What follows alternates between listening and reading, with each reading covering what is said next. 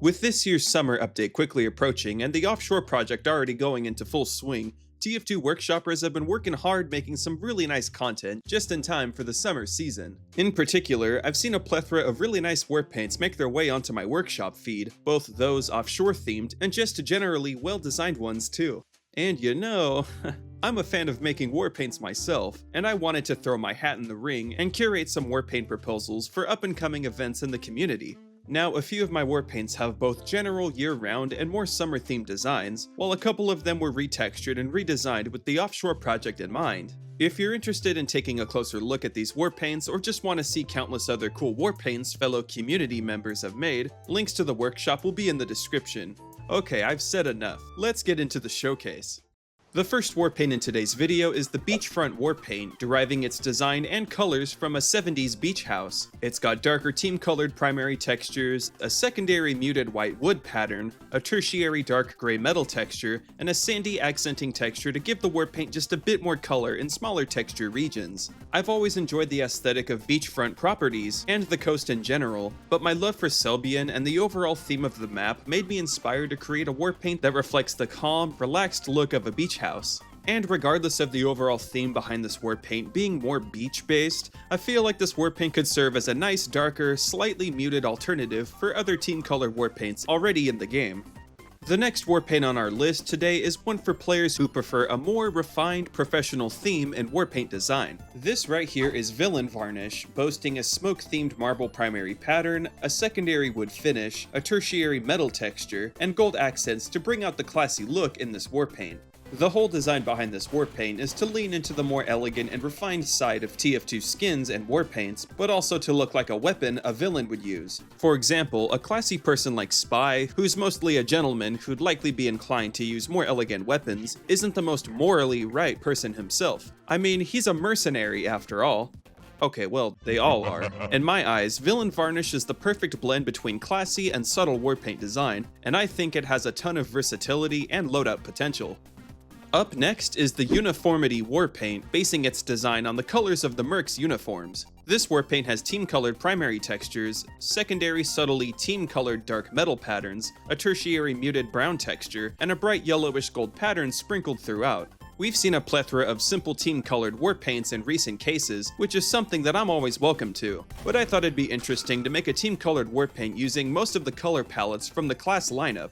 Uniformity here also draws inspiration from the Barn Burner flamethrower, which is actually where the idea for this war paint started. But if you're a fan of team-colored war paints like I am, you might enjoy a twist on a fan-favorite color scheme like this. Now it's time to get into the war paints I'm most proud of in today's video, the ones that I reworked into the theme of the Offshore Project.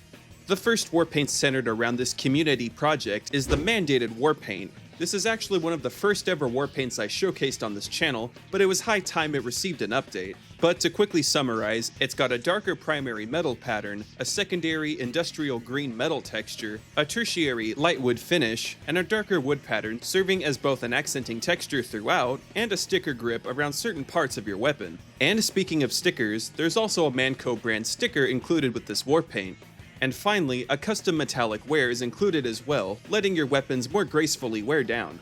When I first read the webpage for the Offshore Project, I was immediately inspired by the industrial vibes of some of the background art for the site to make a new war paint with a similar design. But after I went through several scrapped designs, I thought it'd be more worthwhile to go back and make a second version of this war paint instead, since the first iteration of Mandated was already pretty industrial and munitions inspired. So I remade every texture and updated the sticker to look more fitting on every weapon model. And yeah, this war paint design may not be as thematically fitting compared to other war paint submissions for the project, but I knew that a lot of those submissions were probably going to be pretty similar in design already, which to be clear isn't a bad thing. I just wanted to create a war paint for the Offshore Project that stood out among the rest, both in color and inspiration. But that's not to say I didn't take a crack at a war paint more maritime and ocean themed, because I totally did, and I'm really proud of the result. Last and certainly not least is the Coastal Camo war paint. It's got a primary sand camo pattern, a secondary darker sand texture, a tertiary metal finish, and an accenting dark blue pattern. There's also a coastal and life float themed sticker stripe placed along each weapon model, and an anchor themed sticker insignia.